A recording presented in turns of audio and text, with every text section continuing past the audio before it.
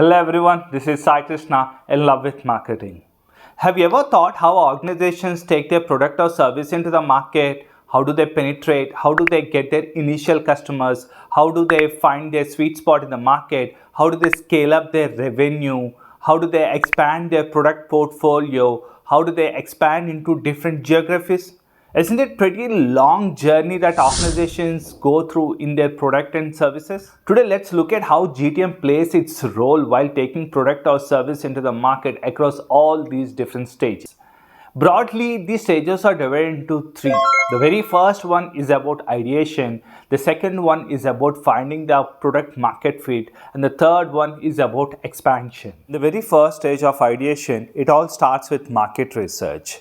We'll be doing competitive analysis to understand our competitors' products, their offerings, their value propositions or unique selling propositions, their strengths, their weaknesses, opportunities that they are trying to leverage. And also we try to understand their products based upon the reviews of their customers, of the users, or the testimonials, understanding what kind of language they are using, what kind of priorities are they looking at to rate even. And also we'll be looking at perception interviews and focus groups to understand our target audience, pain points, challenges, priorities, and even the opportunities, the gaps that are not filled in the market yet. Once we are clear with our target audience and their needs, we would be starting to ideate our product. In this process, we would be coming up with the ideal customer profile, buyer personas, and the value propositions that we want to deliver, the customer journey maps, and also the product deliverables or product features that we want to deliver. Once we are clear with the very first iteration of the product that we want to go ahead with, we'll go ahead with the product development.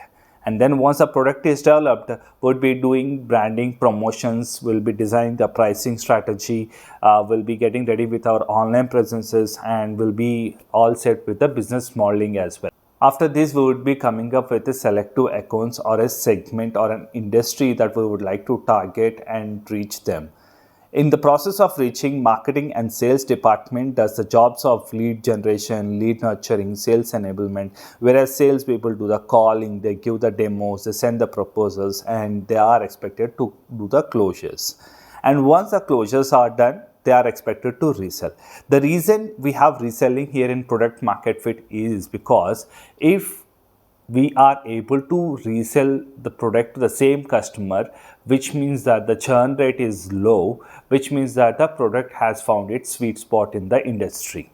And once your product has found its sweet spot, then we will go for geographical expansion, which is the third stage of the GTM.